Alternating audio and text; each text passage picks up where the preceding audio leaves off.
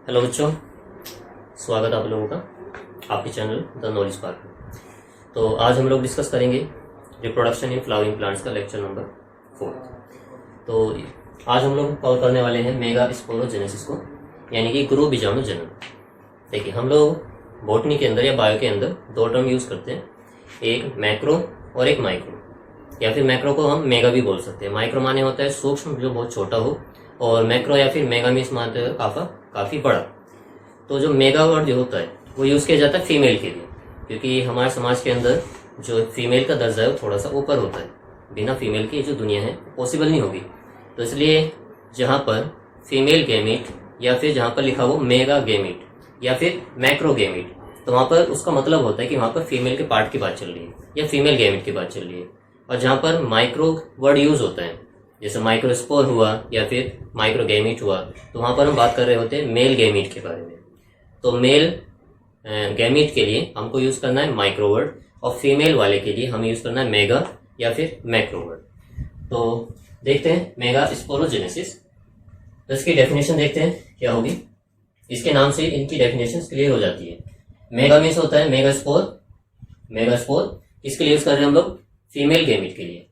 तो मेगास्पोर का बनना मेगास्पोरोजेनेसिस कहलाता है। अब ये मेगास्पोर बनेगा किससे? मदर सेल से। भाई मदर सेल ही आगे चलकर उसमें रिडक्शन डिवीजन या म्योसिस होता है, और उससे आगे चलकर जैसे मान लीजिए माइक्रोस्पोर मदर सेल है और उसमें रिडक्शन डिवीजन या म्योसिस हुआ, और उससे आगे चलकर 4 हैप्लॉइड माइक्रोस्पोर बन रहे थे, तो उसका बोला था हमने माइक्रोस्पोरोजेनेसिस। इसी तरह से फीमेल के अंदर एक मेगा स्पोर मदर सेल होगी जो कि डिप्लॉइड नेचर की होती है, उसमें फिर से म्योसिस होगा और उससे आगे चलकर 4 हैप्लॉइड मेगास्पोर बनेंगे। तो उस प्रोसेस को बोलते हैं मेगा स्पोरोजेनेसिस। और ये जो प्रोसेस है वो फीमेल रिप्रोडक्टिव जो पार्ट होता है उसके अंदर कंप्लीट होती है। जैसे एक बार फीमेल रिप्रोडक्टिव पार्ट की स्ट्रक्चर देख लेते हैं क्या थी। तो फीमेल रिप्रोडक्टिव पार्ट के अंदर ये सबसे ऊपर की तरफ एक स्ट्रक्चर है, इसको बोला जाता है स्टिग्मा। और फिर एक लंबी सी ट्यूब-लाइक स्ट्रक्चर होती है, ये स्टाइल कहलाती है। और उसके बाद में ये कुछ फूला हुआ सा पार्ट होता है, तो इसको बोला जाता है ओवरी। ऊपर वाला जो पार्ट है ये क्या करता है, इस पर जो पोलन ग्रेन है वो आकर लैंड करते हैं, तो प्लेटफॉर्म की तरह काम करता है पोलन ग्रेन के लिए। इसको बोला जाता है स्टिग्मा या वर्टिका। ये लंबी सी ट्यूब-लाइक स्ट्रक्चर ये कहलाती है स्टाइल। और ये जो फूला हुआ पार्ट है ये कहलाता है ओवरी या फिर अंडाशय। और इस ओवरी के अंदर क्या पाया जाता है? इस ओवरी में लगा होता है अंदर ओव्यूल। इस ओवरी में क्या होगा? ओव्यूल होगा। तो ये जो एक पूरी मैंने यहाँ पर स्ट्रक्चर बनाई है जिसमें स्टिग्मा है, स्टाइल है, ओवरी है और ओव्यूल है, इस एक स्ट्रक्चर को बोला जाता है कार्पेल या पिस्टिल। कार्पेल या पिस्टिल। तो कुछ फ्लावर्स ऐसे होते हैं जिनमें पिस्टिल या कार्पेल सिर्फ एक ही होता है, तो उसके लिए हम टर्म यूज करते हैं मोनोकार्पिलरी ओवरी। मोनोकार्पिलरी ओवरी या मोनोकार्पिलरी फीमेल रिप्रोडक्टिव पार्ट, जिसमें क्या होगा? मोनोकार्पिलरी ओवरी में single pistil, only one pistil is found या वन कार्पेल इज फाउंड। और जिनके अंदर इन पिस्टिल के नंबर एक से ज्यादा होते हैं उनको बोलते हैं मल्टी कार्पिलरी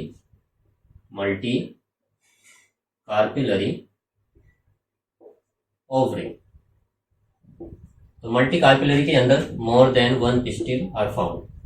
एक से ज्यादा pistil, more than one pistil या कार्पेल आर प्रेजेंट। पिस्टिल और कार्पेल आर प्रेजेंट। तो एक से ज्यादा भी प्रेजेंट हो सकती है। ये सारे के सारे कार्पेल मिलकर क्या बनाते हैं? सभी कार्पेल मिलकर यूनाइट होकर जो स्ट्रक्चर बनाते हैं उसको बोला जाता है गाइनीशियम। हिंदी में इसको बोलते हैं जाया। देखिए समझिए इसको। हमने जब फ्लावर का डायग्राम देखा था तो हमने मेल और फीमेल रिप्रोडक्टिव पार्ट की स्ट्रक्चर देखी थी। तो मेल पार्ट जो था उसकी यूनिट क्या थी? स्टेमन। स्टेमन में एक तो एंथर होता है और दूसरा फिलामेंट होता है। सारे स्टेमन्स को मिला के हमने बोला था एंड्रीशियम। या ऐसे बोल दीजिए कि एंडिशियम की जो यूनिट होगी उसको स्टेमन बोला जाएगा। इसी तरह से फीमेल रिप्रोडक्टिव पार्ट की जो यूनिट होती है उसको कार्पेल बोलते हैं। और कार्पेल जो होते हैं अगर बहुत एक से ज्यादा है तो उसको मल्टी कार्पेलरी ओवरी बोला जाता है। और सारे के सारे कार्पेल्स मिलकर क्या बनाते हैं, गाइनीशियम या फीमेल रिप्रोडक्टिव पार्ट। तो गाइनीशियम की यूनिट अगर पूछी जाती है तो वो क्या होगी, वो कार्पेल होगी, कार्पेल या स्टेम। और अगर मेल रिप्रोडक्टिव पार्ट की यूनिट पूछी जाती है तो वो स्टेमन्स होगा। चलिए, तो अब ये जो मल्टी कार्पेलरी ओवरी है इसमें भी ये दो तरह के होते हैं। तो अब जो कार्पेल है वो ऐसा भी हो सकता है कि एक दूसरे से चिपके हुए हो, जो कार्पेल हो एक दूसरे से चिपके भी हो सकते हैं, और हो सकता है कि एक दूसरे से अलग अलग भी हो। तो जहां पर एक दूसरे के साथ चिपके होते हैं तो वहां पर यूज करते हैं वर्ड सिनकार्पस। सिनकार्पस। तो यहाँ पे क्या होगा, फ्यूज्ड कार्पेल्स आर फाउंड। जो कार्पेल होंगे वो फ्यूज्ड होंगे, फ्यूज्ड कार्पेल। और अगर कार्पेल एक से ज्यादा तो है लेकिन वो एक दूसरे से अलग अलग है, तब वहां पर टर्म यूज करते हैं एपोकार्पस। एपोकार्पस यानी यहां पर सेपरेट कार्पेल्स आर प्रेजेंट, यहां पर सेपरेट कार्पेल्स पाए जाते हैं। चलो, अब हमें पढ़ना है मेगास्पोरोजेनेसिस। तो मेगास्पोरोजेनेसिस कहाँ पे होनी है, इस स्ट्रक्चर के अंदर। ओवरी के अंदर जो ओव्यूल है उसके अंदर मेगा स्पोर मदर सेल होगी और उससे आगे चलकर कुछ डिवीजन होंगे और उनसे मेगास्पोर का फॉर्मेशन होगा। तो चलिए देखते हैं मेगास्पोर कैसे बनेगा। चलिए मिटा देता हूं उसको मैं।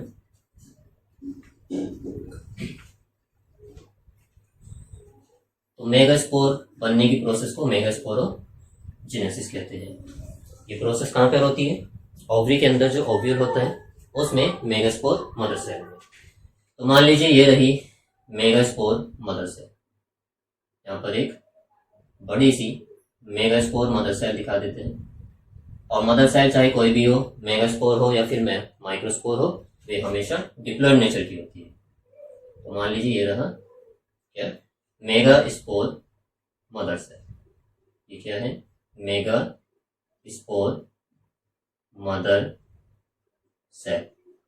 और ये क्या है, डिप्लॉयड नेचर की है, डिप्लॉयड नेचर की। अब इसके अंदर मियोसिस होगा, मियोसिस फर्स्ट, उसमें 2 न्यूक्लियस बनेंगे, और फिर मियोसिस सेकंड, उसमें 4 न्यूक्लियस हो जाएंगे। तो मैं एक ही बार इनको दिखा रहा हूं। अब क्या होगा इसमें, मियोसिस डिवीजन।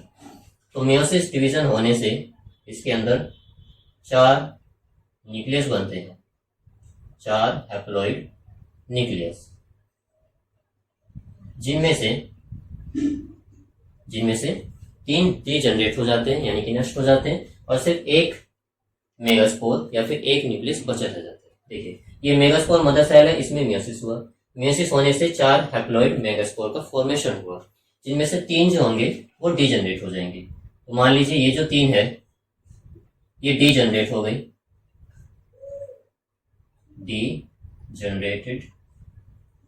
डीजनरेट्स। और जो ऊपर बचा हुआ एक है उसको बोला जाता है फंक्शनल मेगास्पोर। तो चलिए हम पहले वाले को दिखा देते हैं। ये जो ऊपर वाला है इसको मैं इधर दिखा देता हूं इस तरह से। तो ये रखा। अब इसको बोला जाएगा फंक्शनल मेगास्पोर, फंक्शनल मेगास्पोर। और अब ये कैसा हो गया है, ये हैप्लॉइड हो गया है। मेगास्पोर हो चाहे माइक्रोस्पोर हो, हमेशा हैप्लॉइड नेचर के होंगे। अब इसके अंदर माइटोसिस होगा, मियोसिस सिर्फ एक ही बार होता है। अब जब ये हैप्लॉइड सेल है, अब इसके अंदर माइटोसिस होगा। तो माइटोसिस यहाँ पर होता है 3 बार। पहले एक माइटोसिस होगा तो उसमें 1 से 2 न्यूक्लियस बनेंगे, फिर दूसरी बार माइटोसिस होगा तो उसमें 2 से 4 बनेंगे, और फिर तीसरी बार माइटोसिस होगा तो उसमें 4 से 8 न्यूक्लियस बन जाएंगे। तो पहले देख लेते हैं फर्स्ट माइटोसिस,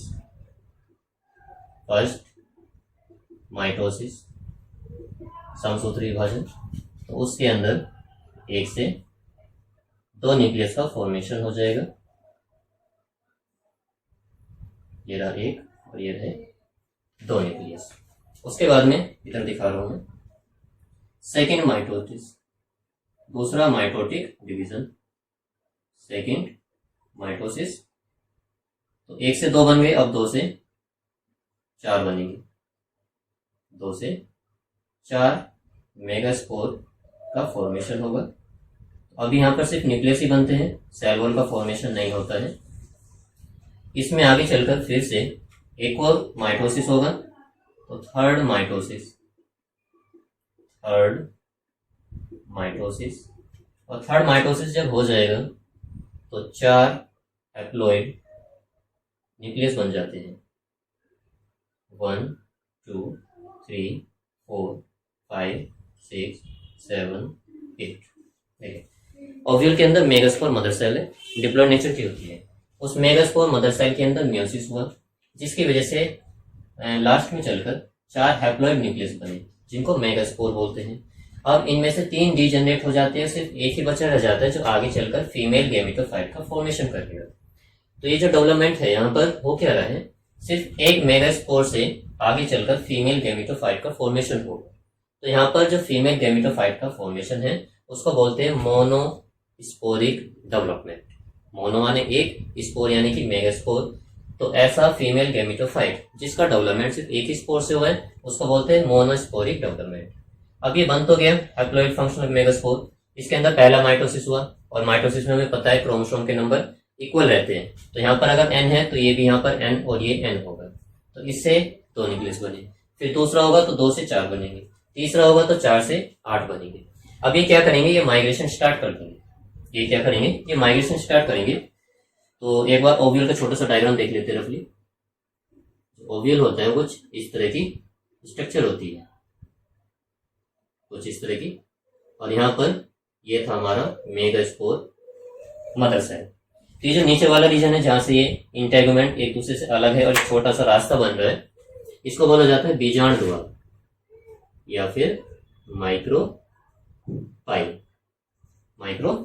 और जो ऊपर वाला हिस्सा होता है इसके जस्ट अपोजिट, उसको बोला जाता है चेलेजर। इसलिए बता रहा हूं क्योंकि अब जो माइग्रेशन होगा वो अलग अलग डायरेक्शन में माइग्रेशन होता है। देखिए, चलिए मान लीजिए ऊपर वाला जो हिस्सा है वो क्या दिखा रहा है, वो चेलेजल एंड है। ऊपर वाला एंड कैसा है, चेलेजल एंड। और नीचे वाला एंड मान लेते हैं कि ये है माइक्रोपाइलर एंड, चेलेजल एंड और माइक्रोपाइलर एंड। अब होगा कि यहाँ पर माइग्रेशन देखिए, माइग्रेशन कैसे होगा। जो ये 3 न्यूक्लियस हैं ये बेचारे नीचे की तरफ मूव करेंगे, जो ये 3 न्यूक्लियस हैं ये ऊपर की तरफ जाएंगे, और बचे बीच में 2, ये बीच में ही अटके रह जाएंगे। ये दोनों बीच में अटके रह जाएंगे, तो कुछ ऐसा बनेगी स्ट्रक्चर।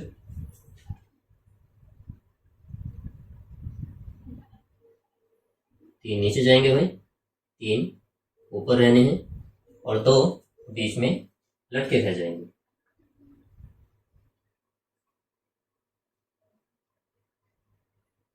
चलिए देखें तो यहाँ पर होता क्या है।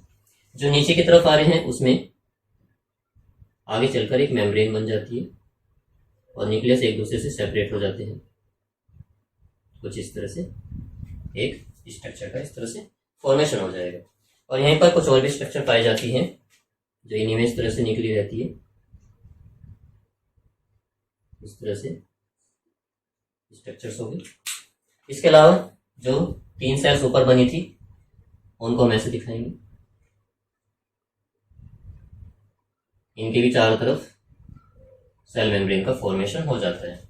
बच्चे बीच वाले, तो बीच वालों में क्या होता है कि उनकी जो मेम्ब्रेन है वो तो आपस में फ्यूज कर गई है, और उनके जो न्यूक्लियस है जिनको मैं डॉट से दिखा रहा हूँ, ये दोनों इसके न्यूक्लियस है, ये दोनों न्यूक्लियस फ्यूज नहीं हुए हैं, और एक न्यूक्लियस के अंदर क्रोमोसोम के नंबर हैप्लॉइड है यानी कि n है।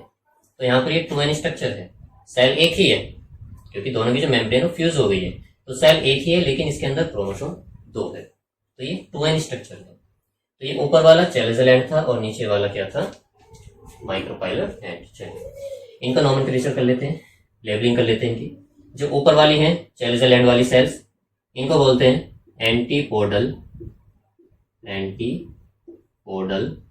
सेल्स, प्रतिमुख कोशिकाएं।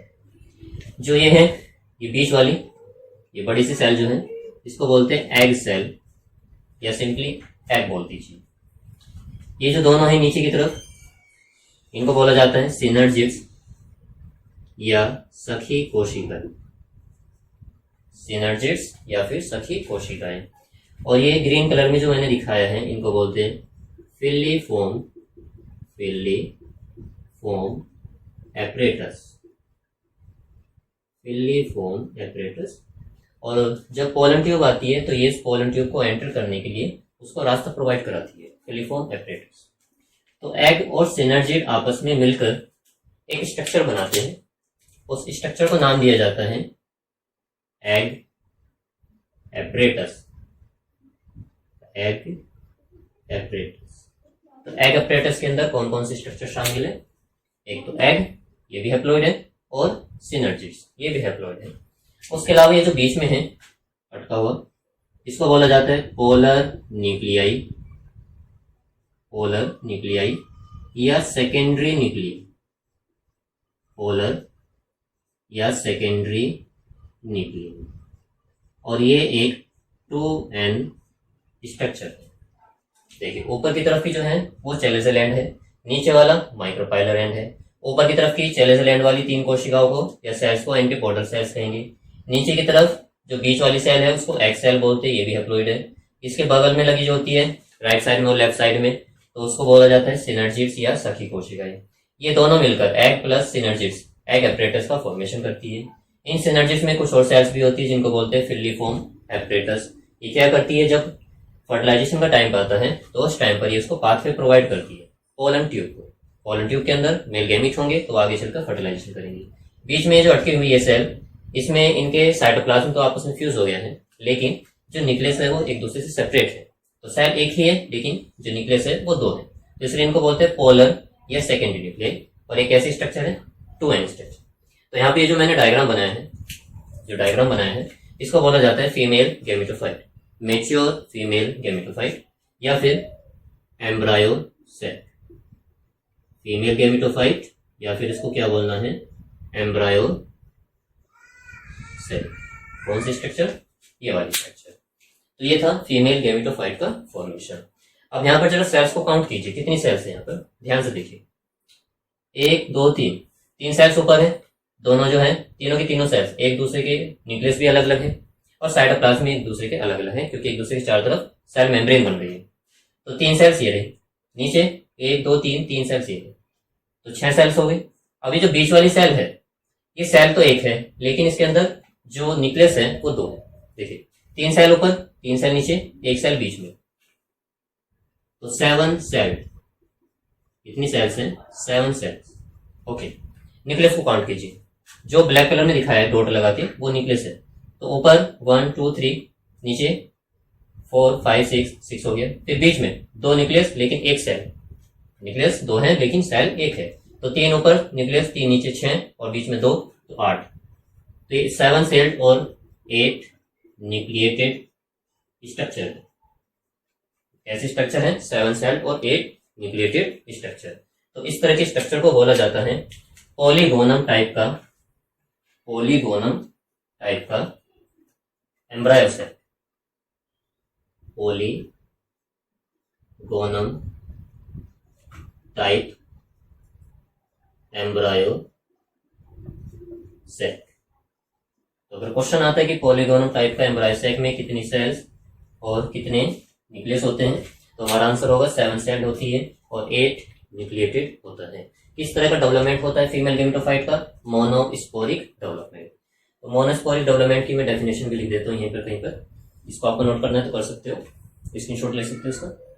ओके चलिए, तो इसकी डेफिनेशन लिख देता हूँ मैं इधर ही। मोनोस्पोरिक डेवलपमेंट क्या होता है भाई? मोनो माने एक, स्पोर मेगास्पोर है, तो मोनोस्पोरिक डेवलपमेंट, मोनोस्पोरिक डेवलपमेंट, इसका मीनिंग क्या है? मोस्ट ऑफ द एंजियोस्पर्म, ज्यादातर जो एंजियोस्पर्म है उसमें फीमेल गैमेटोफाइट का फॉर्मेशन सिर्फ एक ही फंक्शनल मेगास्पोर से होता है। यहाँ पे देखिए, एक मेगास्पोर मदर सेल थी, उसमें म्यूसिस हुआ और 4 हैप्लॉइड मेगास्पोर के न्यूक्लियस का फॉर्मेशन हुआ, जिसमें से 3 जनरेट हो गए और सिर्फ बचा एक, और इस एक के द्वारा ही ये पूरी स्ट्रक्चर का फॉर्मेशन होता है। तो यहाँ पर ये फीमेल गैमेटोफाइट सिर्फ एक फंक्शनल मेगास्पोर से बन रहा है, तो इसलिए इसको बोलते हैं मोनोस्पोरिक डेवलपमेंट। तो यहाँ पर डेफिनेशन होगी the development of female gametophyte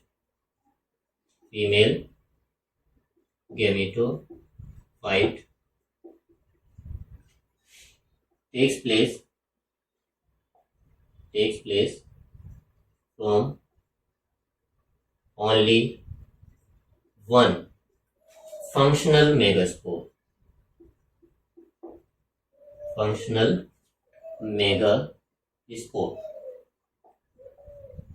और इसी को बोलते हैं मोनोस्पोरिक डेवलपमेंट। ओके बच्चों, तो ये था हमारा मेगास्पोरोजेनेसिस। अब इसके कुछ न्यूमेरिकल्स देख लेते हैं। न्यूमेरिकल्स क्या है? न्यूमेरिकल्स बहुत इजी है। देखिए यहाँ पर एक मेगास्पोर मदर सेल से कितने हैप्लॉइड मेगास्पोर बने थे स्टार्टिंग में? 4 हैप्लॉइड, लेकिन उनमें से फंक्शनल सिर्फ कितने रहे? सिर्फ एक। देखिए बने थे 4 लेकिन 3 जनरेट हो गए तो बचा सिर्फ एक। तो इसका मतलब ये है कि एक मेगास्पोर मदर सेल आगे चलकर सिर्फ एक फंक्शनल मेगास्पोर बनाएगी। तो जितने नंबर मेगास्पोर मदर सेल के होंगे उतने ही नंबर फंक्शनल मेगास्पोर के भी रहे होंगे, और जितने मदर सेल के नंबर होते हैं उतने ही मियोसिस के भी नंबर होते हैं। तो इसका नंबर और इस फंक्शनल मेगास्पोर का नंबर ये हमेशा एक दूसरे के इक्वल रहना है। ओके, उसके बाद में यहाँ पर क्या हो रहा है कि इस मेगास्पोर में कितने माइटोटिक डिवीजन हुए? 1 mitotic, 2nd mitotic, 3rd mitotic. तो एक फंक्शनल मेगास्पोर से फीमेल गैमेटोफाइट के बनने में जो माइटोटिक डिवीजन होंगे वो होंगे टोटल 3। तो माइटोटिक डिवीजन के नंबर इनके 3 टाइम्स रहने हैं।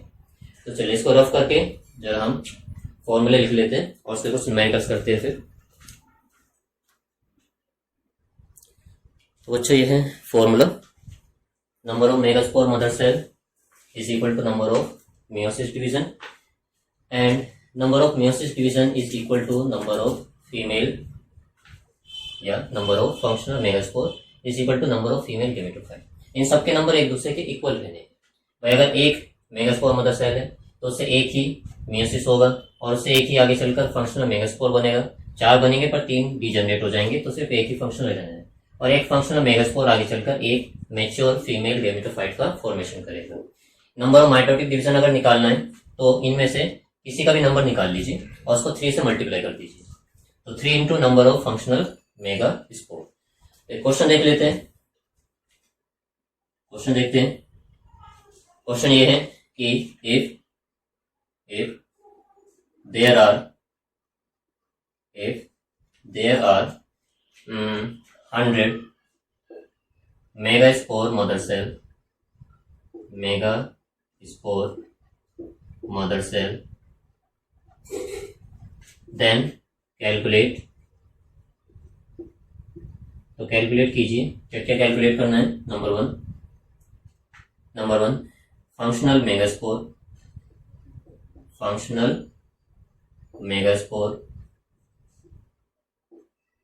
इसका नंबर कैलकुलेट करना है। उसके अलावा नंबर ऑफ मियोटिक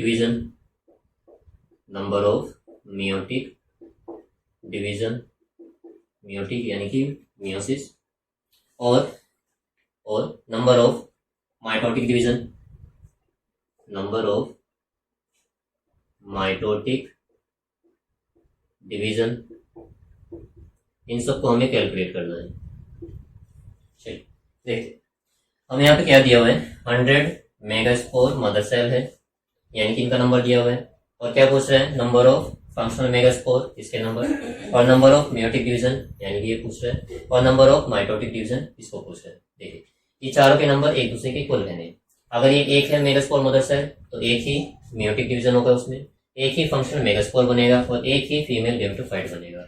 अगर इनका नंबर 100 है जो कि क्वेश्चन में दिया हुआ है, तो 100 मेगास्पोर मदर सेल में 100 मियोटिक डिवीजन होंगे, उनसे आगे चलकर 100 फंक्शनल मेगास्पोर बनेंगे, और उनसे आगे चलकर 100 फीमेल गैमेटोफाइट बनेंगे। और अगर इनको निकालना है तो इनमें से किसी भी चीज को ले लीजिए और 3 से मल्टीप्लाई कर दीजिए। तो ऊपर वाला नंबर पता चलिए हमें, फंक्शनल मेगास्पोर किसके बराबर होगा? जितना नंबर मेगास्पोर मदर सेल का है। तो ये नंबर कितना रहना है, 100। एक आंसर आ गया हमारा। दूसरा, नंबर ऑफ म्योटिक डिवीजन, तो म्योटिक डिवीजन भी इनके इक्वली रहना है, तो ये भी 100। उसके अलावा नंबर ऑफ माइटोटिक डिवीजन, ये 3 टाइम्स है नंबर ऑफ फंक्शनल मेगास्पोर में। फंक्शनल मेगास्पोर कितने, 100, तो इसके 3 से मल्टीप्लाई कर देंगे, तो 300 क्या बनेंगे, म्योटिक या सॉरी माइटोटिक डिवीजन होंगे इसके अंदर। तो 300 माइटोटिक डिवीजन के द्वारा हमारे पास क्या बनेंगे आगे चलकर, फीमेल गैमेटोफाइट। ओके बच्चा, तो ये था आज का लेक्चर।